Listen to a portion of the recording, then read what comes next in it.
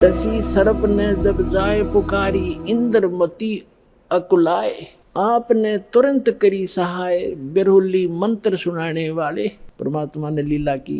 परमात्मा आते जाते रहे घर पे, ज्ञान सुनाते, भोजन करके उसको उद्धार करते, उसका धर्म बनवाते। तो एक दिन रानी ने कहा कि महाराज मेरे पति को भी समझा दो। अच्छा बेटा बुला ले उसको। राजा बुला लिया।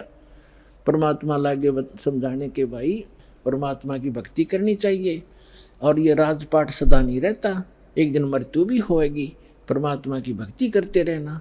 तो राजा क्या कहता है, महाराज जी देखो मैंने तो पार्टी अटेंड करनी पड़ती है, क्यों ना गुटी छुट्टी लानी पड़ती है और मेरे पास समय नहीं है, लेकिन मैं आपकी चेलिन मना नहीं करता, कितना या दान करो और कितना सत्संग करवा लो, मेरे बस की बात नहीं है भक्ति भक्ति करना। परमात्मा ने पूछा बेटा अब फिर देख ले कोई आस्था तेरे नीचे के लोक में तो नहीं किसी की, तेरी संपत्ति में।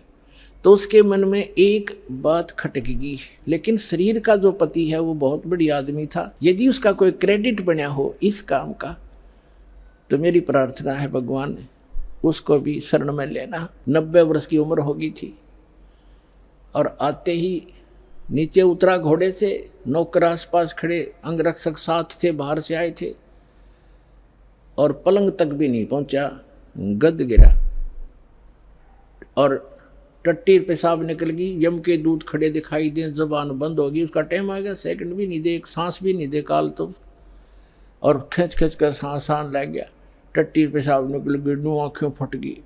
तब रानी बोली देख लो जी मैं क्या बताऊँ आपने, उसने मेरी मदद बहुत कर रखी है।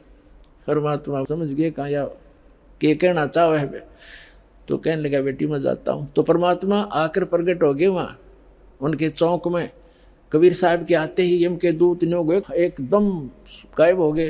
राजा होश में आ गया और उसने सामने परमात्मा खड़े दिखाई दिए, चरणों में पड़ गए। आज तेरा एंड आ गया था चंद्र विजय, तेरा सांस शेष नहीं था। ने बोला जी सही बात है।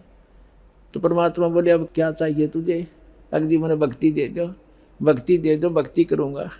तो परमात्मा बोले 2 साल दूंगा तेरे को और 2 वर्ष में जो भक्ति कर लेगा तो ठीक से, ना तो फिर तेरी बिरान मिट्टी हो जाए। देकर बच्चों ने राजपाट और बैठ गया माला लेके। 2 साल के अंदर सारी कसर काट ली। तो इस प्रकार उन दोनों प्राणियों का मोक्ष किया उस कबीर भगवान ने। बोलो सतगुरुदेव की।